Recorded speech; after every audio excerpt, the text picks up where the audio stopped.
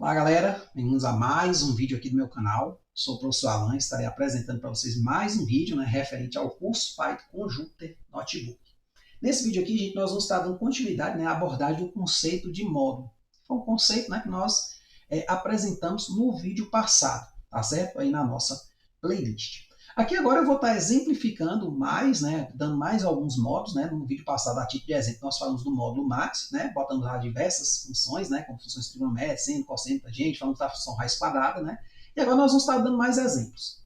Essencialmente, nós vimos que o módulo funciona como se fosse um livro, onde nesse livro nós temos capítulos que são códigos menores, digamos assim. Então, vamos supor que eu tenho um livro que fale sobre funções matemáticas. Aí eu tenho lá um capítulo para falar da função seno. Pronto, essa função seno é um código. Ela vai calcular o seno de um número.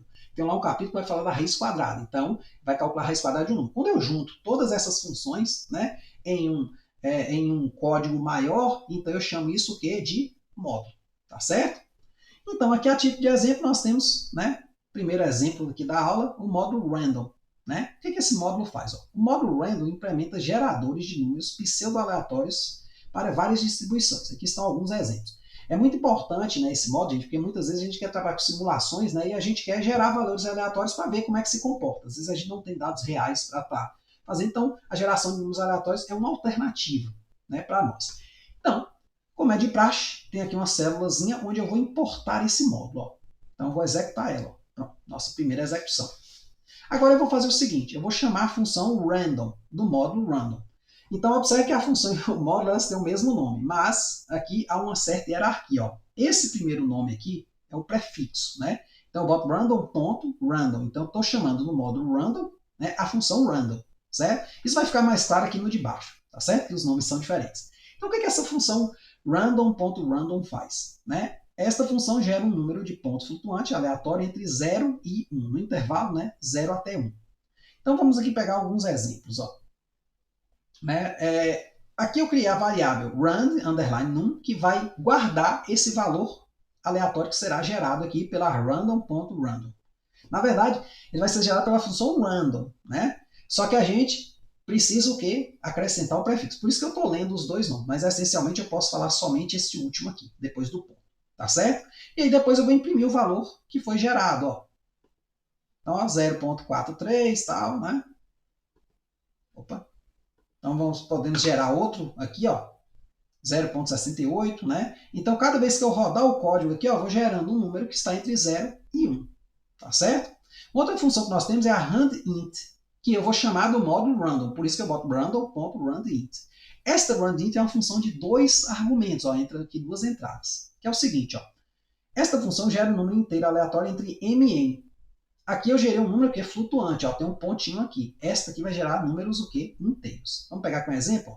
Eu quero gerar números inteiros entre 3 e 14. Desculpa, vou botar aqui o 14, estava 13. Eu vou explicar que aqui funciona um pouquinho diferente da função range, que na função range a gente tem que tirar um aqui, na hora de pensar ela, a gente já pensa com um a mais, digamos assim. Mas aqui não vai funcionar isso não.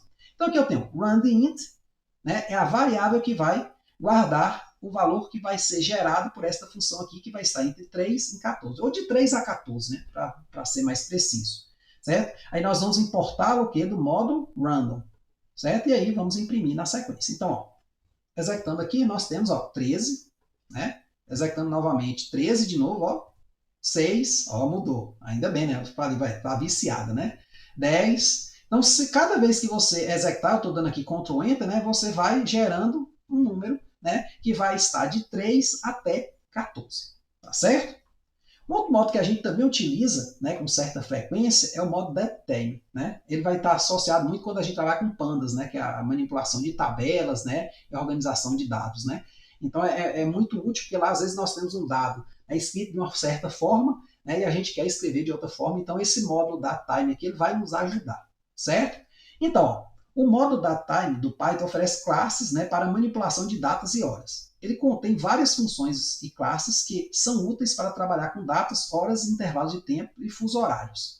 Aqui estão algumas das classes e funções mais comuns. Aí, claro, antes de tudo, vamos executar esse módulo. Então, fizemos a execução, pronto. Ele foi importado.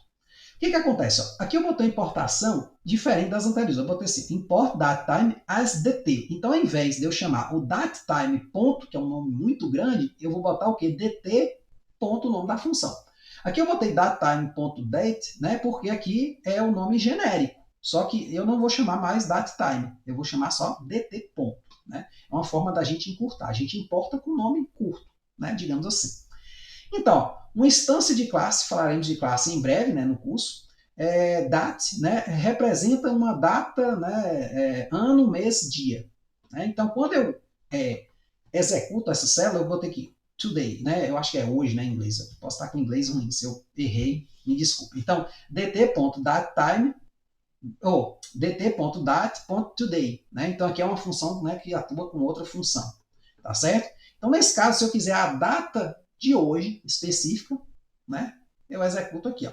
A data de hoje é o quê? 27/9 de 2023. Por isso que aqui ela vem invertida em relação ao padrão que nós temos aqui no Brasil, né? Então, aí é interessante quando você precisa da data atual, né, no sistema. Sei lá, você tem uma mensagem lá que a pessoa está acessando lá num certo dia e aí ela quer consultar o dia que é ali, ou por algum motivo vai precisar desse dia, né, essa checagem. Então, você tem aqui ó, uma funçãozinha para isso. Nós temos a datetime.datetime, no nosso caso vai ser dt.datetime, né? Então, o nome da função é esse aqui e o dt é o prefixo. Então, uma instância de class time representa um horário do dia, independente do dia específico e está sujeito a ajustes de fuso horário. Né? Dependendo de onde você estiver executando, você pode estar em um país que tem um outro fuso horário, e aí pode ser que dê valores diferentes. Então eu vou ter aqui data, underline, hora, underline atuais, né? Então aqui a data e hora atuais, tá certo? Eu botei dt.datetime.now, né? Então a gente vai estar calculando a data exata, né? Então, ó, executando aqui, data e horário atuais são 27/9/2023, 11h45, né? 9 segundos, e aqui ele ainda botou uns décimos de segundos, né? Olha, 11h45, tá uma belezinha, tá vendo? Então, se você precisar, né, de um próprio consulte, né, a data, né, com horário, tudo, né? Por exemplo, a pessoa fez lá uma check, um login, né, a tal horário, pronto. Então, essa função aqui, ela pode, por exemplo, registrar, né, esse horário, tá certo? Então, é uma função, assim, importante. Beleza? E nós temos outros módulos que eu não vou adentrar neles, só vou ler aqui rapidinho, né, o que eles fazem. A gente vai trabalhar, né, com eles aqui no curso, pelo menos a maior parte deles a gente vai trabalhar aqui no curso. Então, por exemplo, nós temos o módulo CSV, que é fundamental. Eu diria que ele é um dos módulos centrais aqui no curso. Né? Esse CSV aqui vai ser extremamente importante para nós na análise de dados. Então, o módulo CSV implementa classes para ler e escrever dados tabulares em formato CSV. A gente vai ver o que é um formato CSV, né, mais à frente. Essencialmente é o seguinte, são valores separados por vírgula. Né? Então, por exemplo, você tem lá a coleta de dados, né, de pessoas, né, onde você tem o nome, o CPF da pessoa, a idade, se ela é casada ou não, se ela tem filhos ou não, qual a renda dela. Então, aí você vai botando tudo isso separado por vírgula. Então, é um formato de dado bem simples, né, que é lido em praticamente qualquer máquina. E aí, o CSV vai trabalhar com esse tipo de dado, certo? Inclusive, convertendo ele para Excel, né, a gente, né, meio que já deve ter visto alguma coisa aí no curso, já deve ter falado, né? Então, a gente vai estar também associando, né, com o Excel, por exemplo. Né? O próprio formato do CSV ele se parece com a planilha Excel, na verdade. Então, é útil para trabalhar com dados tabulares, né, em Python. Nós temos o JSON, né, que é o seguinte, o módulo JSON, né, fornece uma maneira fácil de codificar e decodificar dados de JSON, né, que é JavaScript Object Notation. A gente vai falar sobre isso aqui. É um formato de dados comum usado para armazenar e transportar dados, tá certo? Mais ou menos na mesma linha do CSV, só que com outro tipo de formato e algumas funcionalidades, né, diferentes. Nós temos o módulo OS, né? Então, o módulo OS fornece funções para interagir com o sistema operacional, incluindo maneiras de trabalhar com arquivos e diretórios, obter informações sobre o ambiente do sistema operacional, como variáveis de ambiente, gerenciar processos e outras coisas mais, né? Nós temos o SIS, né? SIS, né? Que é o seguinte, o módulo SIS fornece acesso a algumas variáveis, né, usadas ou mantidas pelo interpretador Python. E há funções que interagem fortemente com o interpretador. Eu não sei se chega a usar muito esse modo.